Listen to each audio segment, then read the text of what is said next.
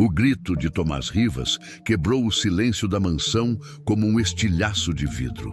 Ele parou na soleira do quarto infantil, ofegante, a pasta de couro escorregando da mão até se esparramar no chão de mármore com o ruído seco de papéis voando. Seus olhos demoraram um instante para entender a cena diante de si. A funcionária nova, Ângela Morales, estava de costas, ajoelhada sobre o tapete felpudo, enxugando o chão com um pano úmido. O que o paralisou não foi a limpeza, mas o modo como ela carregava seus 2 filhos. Nicolás, de 5 meses, dormia amarrado em suas costas com um rebozo gasto, o rostinho encostado entre as omoplatas dela. Gael repousava contra seu peito, desperto, os olhos brilhando como quem observa o mundo pela primeira vez. Os 2, incrivelmente, estavam em paz, sem lágrimas, sem o choro que havia se tornado trilha sonora daquela casa desde o nascimento.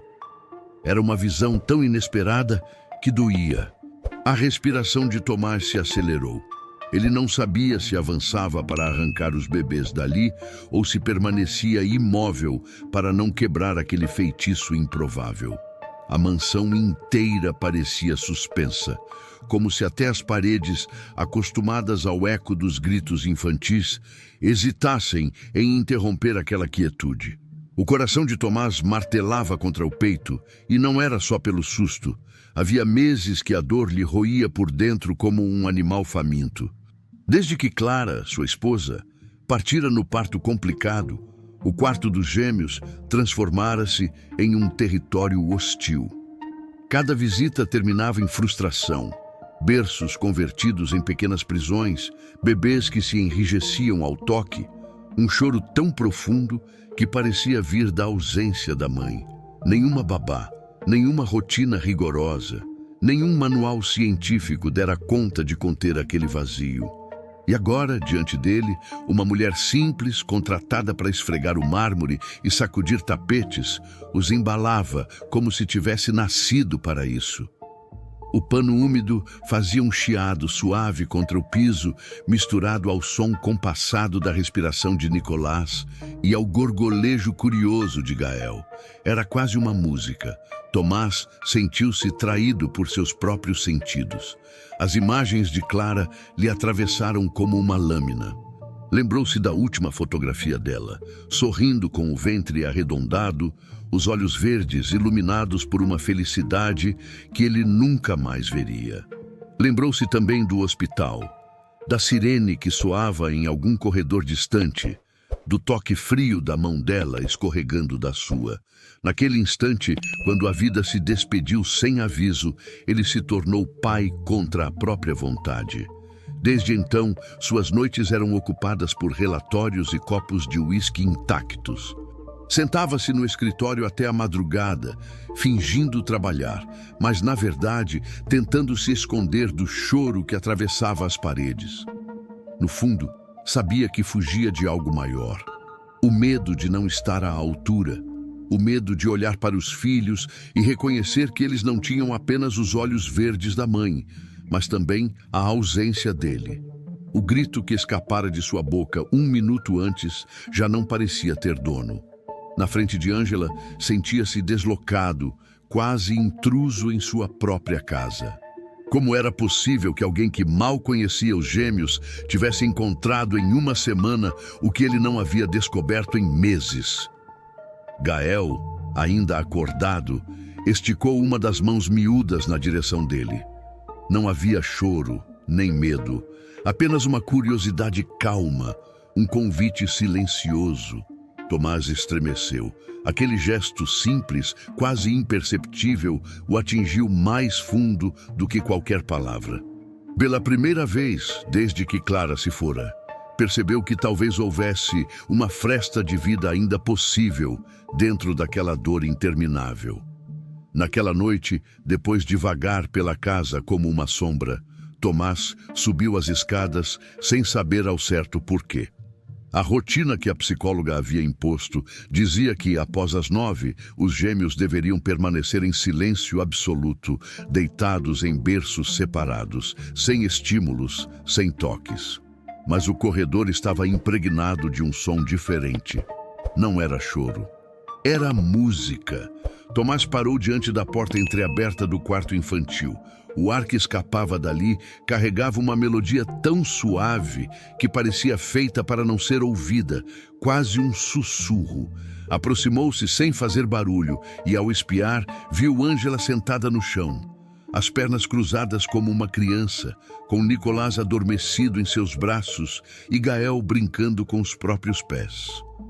A canção o atingiu como uma lâmina invisível.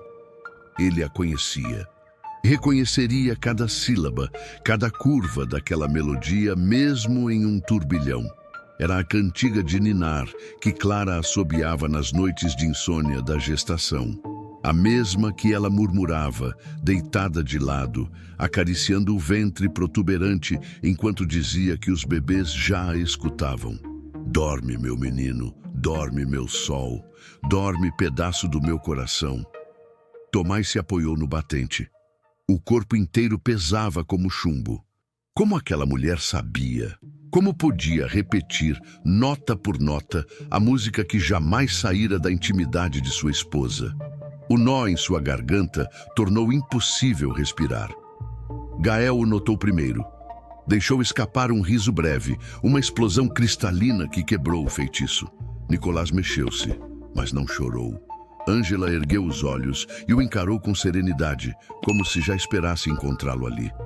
«Está tudo bem, senhor», disse em voz baixa, sem interromper o embalo. «Eles precisam disso». Tomás deu um passo para dentro, mas a sala pareceu encolher. O quarto, que tantas vezes fora um campo de guerra de berros e desespero, agora era um oásis inexplicável. E, paradoxalmente, isso o aterrorizava. Ele deveria mandar que parasse, deveria lembrar-lhe que aquela casa seguia protocolos claros, que especialistas haviam definido regras imutáveis. Mas as palavras não vieram. O medo veio, medo de acreditar naquilo. Medo de aceitar que, talvez, sua esposa tivesse deixado algo inacabado e que uma estranha, uma empregada contratada às pressas para esfregar mármore, fosse a única capaz de completá-lo. Ficou imóvel, observando, até que Ângela depositou Nicolás no berço. O bebê protestou com um som miúdo, mas quando ela passou o dorso da mão em sua testa, voltou a se aquietar. O gesto era tão íntimo, tão natural, que Tomás sentiu o coração arder. Então percebeu algo ainda mais perturbador. Não era apenas sobre os bebês, era sobre ele. Estava ali, paralisado, porque não tinha coragem de se aproximar, de segurar os filhos, de se expor ao risco de fracassar. E, ao mesmo tempo, sabia que se não desse um passo adiante, estaria condenado a continuar sendo espectador de sua própria paternidade. O chão sob seus pés pareceu ceder. Pela primeira vez em meses, o controle lhe escapava. Ele, acostumado a fusões milionárias, decisões rápidas, contratos impecáveis, estava impotente diante de dois corpos pequenos embalados por uma canção. O som da melodia ecoava em sua cabeça como uma ordem silenciosa. Escolha. No corredor, uma corrente fria atravessou as janelas, fazendo ranger as venezianas. O mundo parecia segurar a respiração. Tomás sabia, com a clareza de quem percebe a própria vida no fio da navalha, que nada voltaria a ser igual depois daquela noite. Se essa cena já mexeu com você, se inscreva no canal. Essa foi apenas a primeira virada, e o que vem a seguir é ainda mais intenso. Nos dias que se seguiram, a Casa Rivas virou palco de uma estranha dança silenciosa. Tomás começou a inventar desculpas para permanecer mais tempo em casa. Cancelava reuniões, dizia ao assistente que precisava revisar contratos no escritório doméstico. Mas, na verdade, o que desejava era ouvir o som abafado das vozes no andar de cima. Quando Ângela estava próxima, o choro cessava. Quando ela se afastava, os berços se transformavam novamente em trincheiras de desespero. O que o assustava não era apenas a diferença brutal. era o quanto ele, sem admitir, também começava a buscar sua presença. Caminhava pelo corredor devagar, só para espiar uma fresta de porta e sentir aquela paz que não se lembrava de ter desde que Clara partira. As babás, por outro lado, não viam nada disso com bons olhos. Comentários sussurrados na cozinha começaram a se multiplicar. "Não é normal", murmurava uma, mexendo a mamadeira. "Os bebês só querem saber dela. A gente não consegue fazer nada." Outra respondia: "Vai acabar mal. O Sr. Rivas devia colocar um fim nisso." Tomás ouviu certa tarde, parado no corredor, o coração disparado pela certeza de que o equilíbrio frágil estava prestes a ruir. Nessa mesma noite, ao entrar no quarto dos filhos, encontrou Ângela sentada entre os dois berços, contando histórias simples sobre chuva, flores, borboletas amarelas. Os meninos a escutavam atentos, como se cada palavra fosse essencial. A cena era tão improvável que Tomás sentiu um impulso que não conseguiu conter. Sentou-se ao lado dela. Ficou rígido, sem saber o que fazer com as mãos, até que Gael esticou o bracinho para ele. Tomás, hesitante, aproximou o dedo. O bebê o segurou com força inesperada. Foi nesse instante que uma lembrança o atingiu. Clara, no hospital, apertando sua mão fraca e sorrindo. Eles vão encher seu coração de amor. A voz dela ecoou dentro dele tão viva que quase doeu. Mas o feitiço durou pouco. 2 dias depois, Marcela Ibáñez apareceu sem aviso. O salto alto repicando no mármore devolveu a mansão ao tom clínico de antes. "Preciso conversar com você, Tomás", disse ela com um sorriso congelado. Recolheu-se ao escritório e espalhou sobre a mesa relatórios, gráficos de sono, manuais. Esse vínculo que está se formando é perigoso. As crianças precisam de estabilidade, não de apego a uma empregada doméstica sem preparo. Tomás tentou argumentar, mas as palavras se enroscaram na garganta. De um lado, via os filhos sorrirem pela primeira vez. Do outro, tinha a autoridade de uma especialista, amiga de sua falecida esposa, alguém que falava com segurança inabalável. A dúvida corroía como ácido. Naquela noite, sozinho, passou horas diante da foto de Clara. Os olhos verdes dela pareciam interrogar suas hesitações. Ele queria acreditar na paz que Ângela trazia, mas temia estar sendo enganado por sua própria carência. Se estivesse errado, poderia destruir o futuro dos filhos. Os dias seguintes aumentaram o peso do dilema. As babás começaram a se rebelar. Recusavam-se a seguir turnos quando Ângela estava perto. Uma chegou a pedir demissão, alegando que aquela mulher atrapalhava o processo. Tomás se via encurralado. Deixar Ângela livre era desafiar a psicóloga e perder a confiança das profissionais. Afastá-la era condenar os filhos de volta ao inferno de antes. Entre um choro noturno e outro, percebeu que não havia saída sem feridas. Qualquer escolha teria consequências irreversíveis. O ar da casa parecia mais pesado, as paredes mais estreitas, como se a mansão fosse um corpo prestes a explodir. E em meio a esse caos íntimo, algo ainda mais perturbador surgiu. Ao revisar papéis de Clara guardados em uma gaveta, encontrou uma folha rabiscada às pressas. Não era um relatório médico nem uma lista de compras. Eram apenas 2 frases, escritas na caligrafia inclinada da esposa. "Confie em Ângela, proteja os bebês dela." Tomás sentiu o chão sumir. E você, o que faria no lugar de Tomás? Confiaria nessa mulher que parece ter um dom inexplicável ou seguiria as recomendações da psicóloga? Conta nos comentários, quero muito saber. Naquela tarde, a campainha soou com uma insistência metálica que atravessou cada canto da mansão. Tomás abriu a porta e encontrou Marcela, impecável como sempre, acompanhada de 2 oficiais do serviço social e um homem engravatado que se apresentou como representante legal do Estado. "Senhor Rivas", anunciou, estendendo uma pasta com selo oficial. Recebemos um relatório de negligência e exposição a cuidadores não qualificados.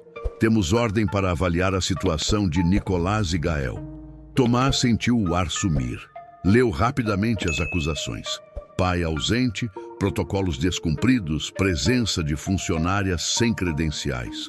Todas assinadas pela doutora Marcela Ibáñez. Ele tentou falar, mas a garganta queimava. Os oficiais já subiam as escadas determinados. Tomás os seguiu, cada passo mais pesado que o anterior. No quarto, Ângela estava com os gêmeos nos braços, cantando a melodia de sempre. Uma cena de pureza tão evidente que doía. Mas bastou a ordem fria de um dos oficiais. Senhora, afaste-se das crianças, para que tudo se quebrasse. Nicolás e Gael começaram a chorar. Não um choro comum, mas um grito de angústia que ecoou nas paredes. Os berços voltaram a ser prisões de desespero. Ângela, paralisada, olhou para Tomás com os olhos cheios de compreensão e dor. Marcela avançou, sorriso clínico nos lábios. Está vendo? Dependência emocional disfuncional. É exatamente o que venho alertando. Foi nesse instante que Tomás percebeu. Seus filhos não estavam apenas chorando, estavam lutando. Procuravam Ângela com o olhar, braços estendidos, como se dela dependesse a sobrevivência. O mesmo olhar que um dia Clara lhe lançara no hospital, pedindo força enquanto a vida escapava. Algo rompeu dentro dele. O homem acostumado a contratos e negociações não existia mais. Restava apenas um pai diante da perda iminente. Chega! A palavra saiu grave, vibrando nas paredes. Os oficiais hesitaram. Marcela tentou intervir. Tomás, pense racionalmente. Eles precisam de cuidado profissional, não de vínculos ilusórios. Ele se colocou entre os berços e a porta, braços abertos como um muro humano. Ninguém vai tirar meus filhos, nem afastar deles quem os acalma. Marcela forçou um riso. Você está reagindo como sempre temi, emocionalmente instável. Isso confirma meu relatório. Tomás respirou fundo, tirou do bolso um envelope amassado. A carta de Clara. Sua voz falhou no início, mas logo ganhou firmeza. Clara me alertou. Ela sabia de você, Marcela. Escreveu de próprio punho. Tenha cuidado com ela. Não entregue nossos filhos às suas mãos. O rosto de Marcela perdeu a cor. Isso não prova nada. Clara estava fragilizada. Eu sempre fui sua confidente. Confidente não manipula. Confidente não tenta roubar filhos de uma mãe morta. Tomás ergueu a carta como uma arma. Você já perdeu, Marcela. O silêncio caiu pesado. Os gêmeos cessaram o choro por um instante, como se também aguardassem a resposta. Então, Ângela deu um passo à frente e tirou do bolso um pequeno gravador. A senhora Clara me pediu que registrasse suas visitas. Tinha medo do que você faria. Apertou o botão. A voz de Clara preencheu o quarto. Ela fala como se os bebês fossem dela. Eu não confio mais. O som daquela voz, vinda do além, quebrou qualquer dúvida. Os oficiais trocaram olhares tensos. O representante fechou a pasta. Doutora Ibáñez, precisaremos suspender sua denúncia até a investigação mais profunda. Marcela tentou protestar, mas sua máscara havia se despedaçado. Essas crianças são minhas. Vocês não entendem.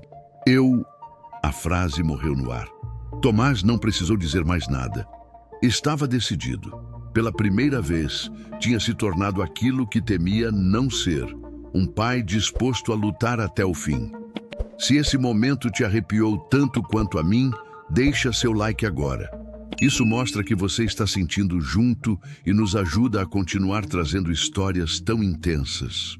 Quando a porta se fechou atrás de Marcela e dos oficiais, a mansão mergulhou em um silêncio estranho, quase pesado demais para ser paz. Não havia gritos, não havia acusações, não havia mais ninguém a quem se opor. Restava apenas o eco da voz de Clara, ainda vibrando no ar, como se a gravação tivesse deixado um rastro invisível em cada parede. Tomás permaneceu imóvel, braços ainda erguidos como se ainda protegesse os berços. Só então percebeu que tremia. O suor escorria pela nuca, o peito arfava, mas não era apenas esforço físico, era algo mais profundo, como se tivesse atravessado um abismo e descoberto que, apesar do medo, ainda estava inteiro. Os gêmeos choramingaram baixinho. Ele se virou e os viu olhando para ele com olhos ainda marejados, mas atentos. Pela primeira vez, não procuravam apenas Ângela, procuravam também o pai. Ângela se aproximou devagar, os passos quase sem som no tapete. Havia cansaço em seu rosto, mas também uma serenidade que o desconcertava.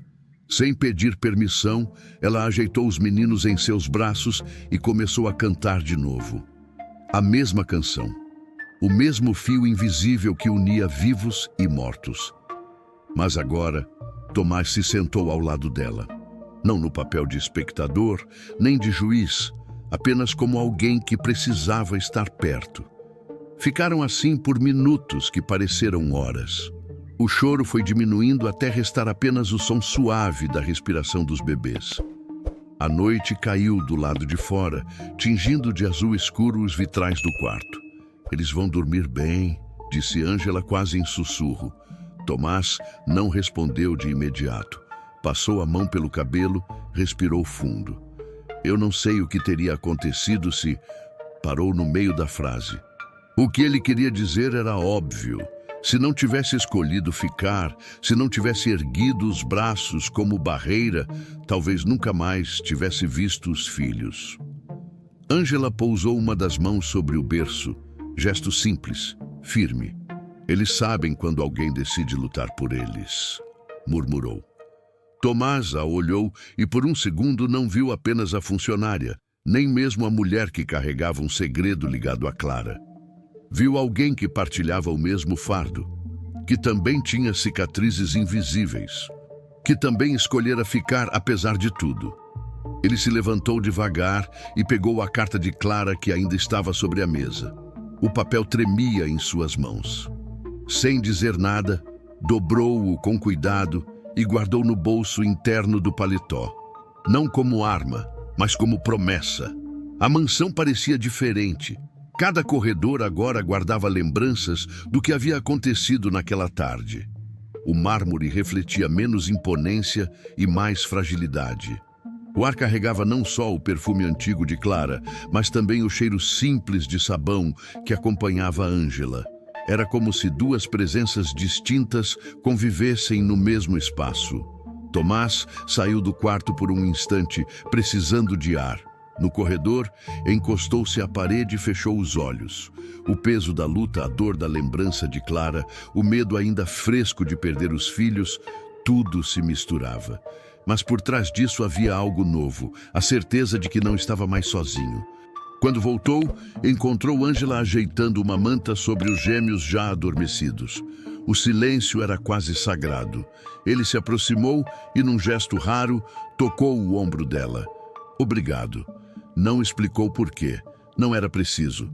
Ângela apenas assentiu, os olhos úmidos, mas firmes. Ficaram lado a lado, observando os bebês dormirem. Nenhum deles ousou quebrar aquele instante.